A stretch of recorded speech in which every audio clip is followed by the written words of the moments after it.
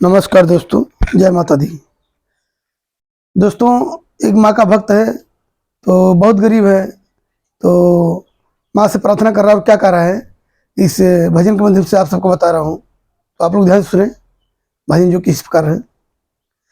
अर करी ना गुरूर मैया बानी मजबूर हो, करी ना गुरूर मैया बानी मजबूर हो, करी ना गुरूर मैया।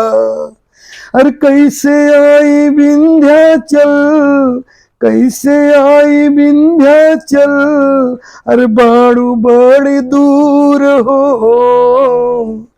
करी ना गुरूर मैया बानी मजबूर हो, करी ना गुरूर मैया। अरे कैसे आई विंध्याचल, अरे बाड़ू बड़ी दूर हो, करी ना गुरूर मैया बानी मजबूर हो, करी ना गुरूर मैया। हर दिन रात माई राउर गाइला भजनिया हो, सुबह शाम मैया राउर पूजिला चरनिया हो, दिन रात माई राउर गाइला भजनिया, सुबह शाम मैया राउर पूजिला चरनिया।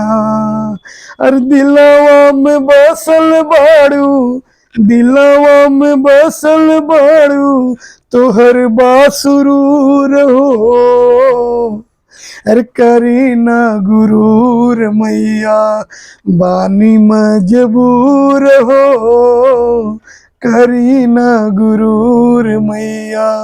अरे कैसे आई विंध्याचल, अरे बाड़ू बड़ी दूर हो, करी ना गुरूर मैया बानी मजबूर हो, करी ना गुरूर मैया।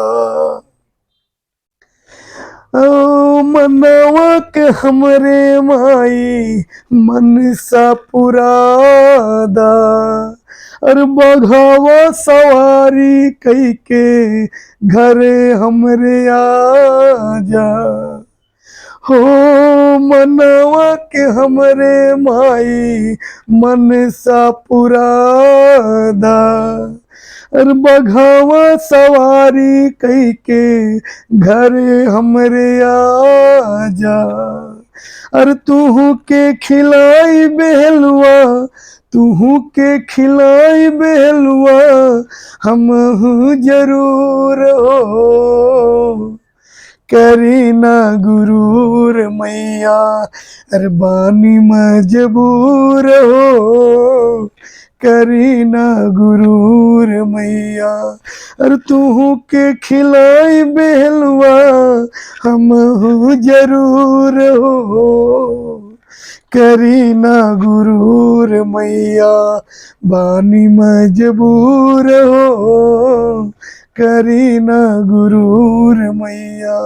अरे कैसे आई विंध्याचल, हर बाड़ू बड़ी दूर हो, करी ना गुरूर मैया पानी मजबूर हो, करी ना गुरूर मैया। जय माता दी दोस्तों।